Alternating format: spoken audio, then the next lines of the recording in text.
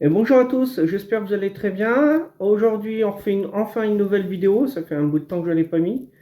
On va faire une platine CD Philips. Alors le modèle de la platine, c'est CD, C comme cerise, D comme Damien, tiré 723. Donc vous allez voir que cette platine est arrivée accidentée. Vous comprendrez par la suite pourquoi, hein, juste après. Et je vous souhaite bon visionnage. Alors maintenant, j'ouvre le colis et je reviens tout de suite après. Lorsque vous faites un envoi d'appareil comme ça, ne faites pas comme ce que j'ai reçu là, il n'y a pas de carton, c'est du plastique, un peu de papier bulle et un sac poubelle autour et bah, du coup on a des gros soucis. Donc déjà vous voyez là la différence ici à cet endroit là, alors je vais zoomer un petit peu, on voit bien là il y a un gros souci ici. Je sais pas si c'est d'origine, mais il n'y a plus le logo Philips ici. Et ce qui est le plus embêtant, c'est de ce côté-là, au niveau des touches, là. Vous voyez, pause, ça, tout est enfoncé. Je sais pas comment, si c'est réparable déjà, je ne sais pas du tout. On va voir si on peut faire quelque chose. Et j'ai remarqué que sur le côté, alors peut-être qu'il y avait déjà ce défaut-là ici, ça se voit pas trop sur la caméra, mais c'est enfoncé. Donc j'espère qu'il n'y a pas d'autres défauts. Bah, de toute façon, là, je comptais la brancher, mais là, je vais directement démonter pour voir un peu la casse qu'on peut avoir à l'intérieur. Il va falloir que je démonte le capot, là. Donc, on enlève les vis derrière et sur les côtés pour faire coulisser le capot de la platine. Et ensuite, il va falloir qu'on démonte toute la façade, plus la carte en façade, la carte électronique, pour voir bah, ce qu'il y a en dessous, pour voir les dégâts. Donc, je m'y attelle, j'ouvre ça. On fait un point d'abord pour voir l'intérieur, comment c'est conçu. Et ensuite, je ferai le démontage de la façade avant. Je n'avais pas vu en fait, mais la façade, elle est pétée ici, le plastique. Il manque un petit bout de plastique ici sur la face avant. Et le tiroir CD, et on voit bien qu'il a été enfoncé également. Il y a un côté qui ressort par rapport à l'autre. Là, il ressort et puis là, il est enfoncé. Donc pas mal de dégâts. Ici, ça a été bien enfoncé également. Toute la tôle est pliée, donc ça, à la rigueur, on pourra redresser ça avec une pince. C'est pas méchant. Par chance, là, j'étais enfin content. La carte avec l'afficheur ne semble pas cassée. Donc ça, c'est un bon point. Par contre, la carte ici, là, bien sûr, plus rien ne tient. Étant donné que ça a bien tapé, on va voir si on peut faire quelque chose. Alors là, maintenant, on va regarder vite fait ce qu'on a à l'intérieur de la platine CD. Toutes les platines CD sont conçues comme ça. On a d'abord le câble d'alimentation 220 ici, et on arrive sur un petit transformateur. C'est un tout petit transfo. Il n'y a pas beaucoup de puissance qui circule dedans. Ensuite, ici, on a la carte principale. Ici, on a la mécanique CD avec notamment le traitement numérique qui se trouve en dessous. Donc on a le bloc optique qui est juste en dessous cette petite plaque en ferraille. On a le bloc optique et on a le traitement qui se fait ici. On a le panneau afficheur. Donc ça, c'est un microcontrôleur. Et lui, il gère uniquement l'afficheur plus les touches en façade, play, pause, stop, etc. On a cette petite carte-là également. Donc là, c'est l'ampli casque. Donc on a le connecteur pour brancher son casque en façade. Et on a une toute petite amplification qui se fait ici en tension. On n'amplifie pas en courant, mais en tension ici. Un casque, il faut savoir, c'est minimum 16 ohms. C'est à savoir parce qu'on ne peut pas le brancher sur une sortie ampli audio, par exemple. Il faudra mettre des résistances. Nous, à la base, le problème se situe sur la carte qui est ici. On voit bien, là, on a un régulateur qui a été remplacé. Donc, pour vous mettre un peu dans le contexte des soucis avec cette platine, en fait, on n'a pas le 5 volts ici en sortie, sur la pin 3 du régulateur.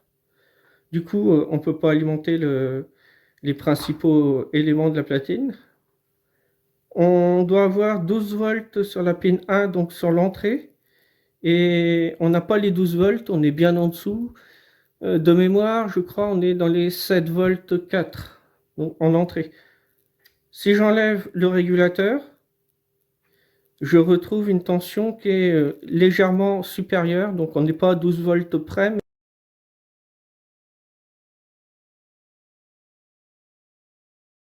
Donc le problème, c'est que sur la pin 3, si on mesure, on n'a pas 5 volts, donc tout le reste ne peut pas se mettre en route. Et je n'ai pas également le 12 volts sur la pin 1 du régulateur. On est bien en dessous. Maintenant qu'on a vu un peu les différents éléments que l'on trouve dans cette platine, je vais démonter la façade avant. Démonter ici, bien sûr, c'est surtout ici que ça nous intéresse. Et voir si c'est réparable, s'il n'y a pas trop de dégâts. Et je sais pas trop, ça sort tout seul le tiroir. Normalement c'est bloqué, donc j'espère que la mécanique CD n'est pas cassée elle aussi. Bien souvent, il faut faire sauter le petit bout de plastique que vous avez en façade. J'ai juste à l'enlever. J'ai donc démonté la façade avant. Donc ce que je craignais s'est avéré. En fait, ça a bien pété. Ici, c'était attaché. Donc on aura beau remettre de la colle ou faire une soudure avec du plastique ou autre chose, ça ne va pas tenir longtemps. Donc la seule solution, ça serait de trouver une patine comme ça, de même modèle qui est en panne, pour récupérer ce petit bloc-là de boutons en plastique. Donc c'est pas grave, on va quand même faire la vidéo pour voir le souci que l'on a dessus. Si on prend le bandeau afficheur, la carte avec l'afficheur, on a tout simplement un capteur IR ici, infrarouge, c'est pour la télécommande, pour sélectionner les différentes options que l'on souhaite. Donc on a plein de petits micro switch. Quand j'appuie dessus, ça fait contact. Quand je relâche, il n'y a plus de contact. Ensuite ici, on a le microcontrôleur qui gère l'afficheur. Et ce même microcontrôleur a besoin d'un quartz pour être cadencé. Donc on est à 8 MHz. Le quartz est ici en bleu. Mais sinon on n'a pas grand chose. Donc maintenant je passe vite fait à la carte que j'ai reçue. J'ai tout démonté pour que ça soit plus simple. Donc ici on a les sorties RCA, sortie audio. On a l'amplification en tension ici pour la sortie RCA. On a l'alimentation qui se fait ici. On a ici un régulateur qui a été changé de 5 volts. Et si vous retournez à la carte, on voit que les pattes n'ont pas été coupées, là, les 3 pattes du régulateur. Là, on voit bien. Et en fait, je me suis aperçu que ça touchait la carcasse de la platine. Et la platine, elle est au GND, de l'alimentation secondaire. Du coup, les 3 pattes touchaient la carcasse. Et du coup, c'est pas étonnant que le 12 volts que je dois avoir en entrée du régulateur s'écroule. Déjà ça, c'est un peu normal puisqu'on met le 12 volts au GND.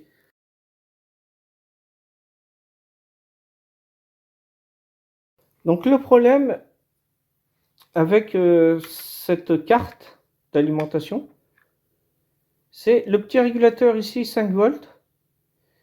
Il n'a rien du tout pour pouvoir dissiper sa chaleur. On n'a pas trop de place pour fixer un petit dissipateur. Du coup, j'ai fait quelque chose qui n'est pas très propre, mais j'ai fait comme j'ai pu sur un tout petit morceau d'aluminium. Donc j'ai pris un dissipateur que j'ai récupéré sur un appareil et j'ai coupé de chaque côté. Déjà en bas, je ne pouvais pas avoir d'aluminium puisque sinon j'aurais touché la résistance qui est derrière, enfin qui est juste en dessous là. Donc du coup, vous voyez, il y a un espace entre le bas de la carte et le début du dissipateur. Donc là, j'ai été obligé de le couper également. Et ici, je ne me rappelais plus si j'avais de la place, donc j'ai coupé assez court. Donc j'ai mis une vis, après j'ai mis de la graisse thermique entre le régulateur et le petit dissipateur. J'ai serré tout ça et bien du coup, ça va permettre de dissiper un peu la chaleur que je vais avoir dans mon régulateur. Ça évitera de le cramer. Alors, ne vous faites pas avoir, parce que j'ai eu un gros souci dessus. Une fois que j'avais remonté comme ça, je branche la platine CD, et là, mince, il y avait à nouveau plus de 5 volts en sortie. J'avais plus ma tension. Donc je dis, mince, qu'est-ce qui se passe encore? J'ai redémonté la carte, et en fin de compte, dessus, eh bien, la patte V-in était toujours soudée, mais tout autour, c'était coupé, donc ça ne faisait plus contact avec la piste. Du coup, ce que j'ai fait, c'est que j'ai pris une patte de résistance, j'ai coupé, bien sûr, à la dimension qu'il fallait, et j'ai soudé la patte entre la patte de ma résistance d'entrée et la patte 1 du régulateur, directement. J'ai fait comme un pontage, en fait. Et du coup, eh bien, maintenant, ça fonctionne. Alors, j'ai reçu la façade. Celle-là, c'est celle qui est morte. Il n'y a même plus le logo Philips. Donc, je la renverrai quand même. Il a fallu que je casse tous les picots que vous aviez en haut de la façade qui permet de tenir le couvercle. Tout simplement parce que dans la façade que moi j'ai eu d'occasion, je les ai tous collés. Il y en a un qu'il faut que je recolle. Et vous voyez, j'ai dû les casser pour les remettre ici, afin de tenir le couvercle. C'est mieux. Donc ça se fait facilement avec une pince coupante et plaf. J'ai remis les cartes et revissé tout. Donc maintenant on a juste quelques rayures ici, mais ça c'est parce que j'ai repris l'ancien, celui de la façade qui était cassé, puisque je pensais que c'était livré avec, mais en fait non. On a un beau logo Philips et puis les touches surtout qui fonctionnent quand on appuie dessus, c'est mieux. Donc maintenant, qu'est-ce qu'on va faire? J'ai démonté tout l'électronique, donc on va brancher tout ça et on va voir si ça fonctionne ou pas. Alors, je branche. On voit que le tiroir CD se referme. Là, je ne sais pas si on va voir, mais c'est écrit quelque chose sur l'afficheur, si on voit un peu. Donc là, il cherche un CD. Si je veux ouvrir le tiroir, c'est où?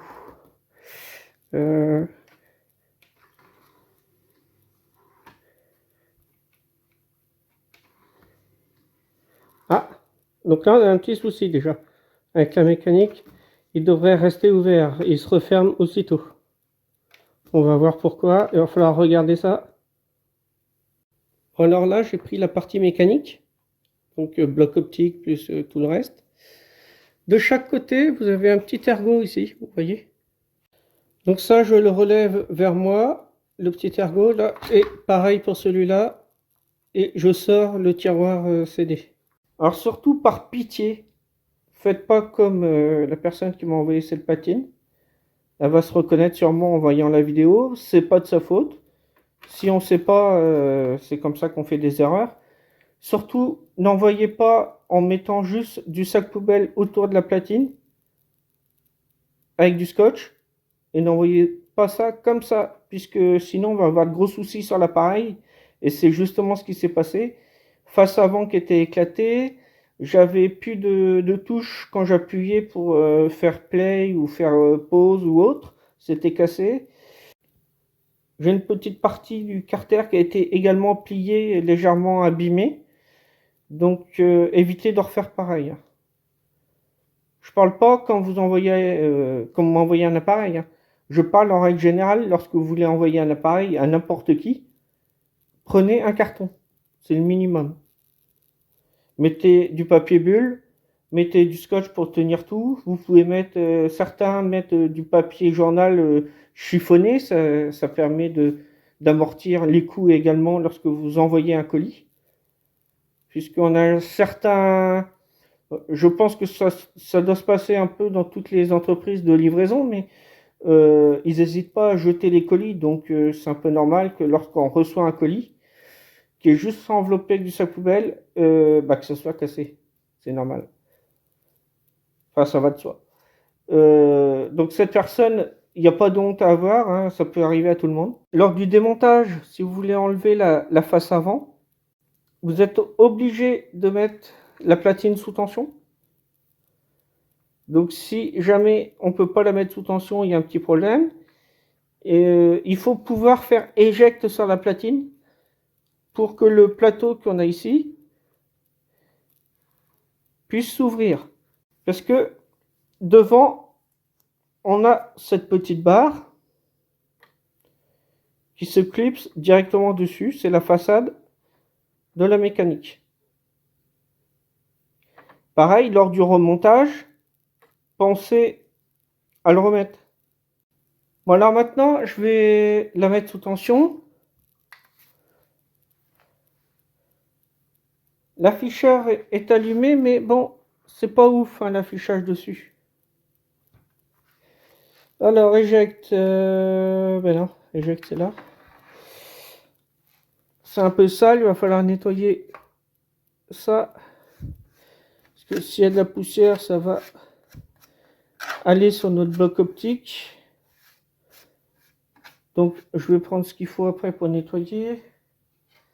Je mets un petit CD. Alors, rigolez pas, mais ce CD, il vient des années 2012. On est un peu loin maintenant. Alors, déjà, ça tourne, c'est bon signe. Là, il me met 10, 44 minutes. D'accord. Je vais faire play.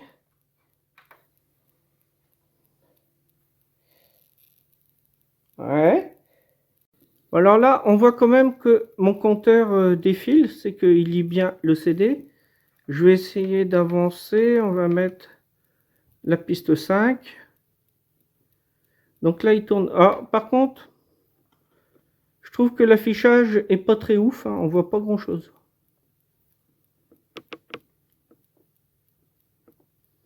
C'est un peu le problème que je dirais de cette patine en fait.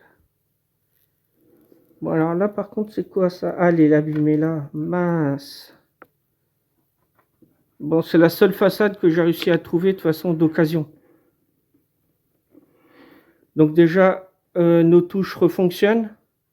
C'est le principal. Bon, ici, j'avais pas fait attention, mais bon, c'est dommage. Il y a quelques petites rayures, mais je pouvais pas faire mieux. Puisque là, on peut pas racheter ça neuf. Et on n'allait pas mettre 50 € ou 60 € dans une platine CD pour juste changer la façade. Là, ça, c'est de la poussière. Non, c'est un... Bon, en tout cas, ma platine fonctionne. C'est le principal. Si je mets stop, le CD s'arrête. C'est très bien. Je remets play. On vous fait voir en même temps quand même. Hop, petit CD, il repart. Je zoome ici, là, parce qu'on voit rien du tout. Ah, mais j'ai le soleil en face aussi, c'est peut-être pour ça.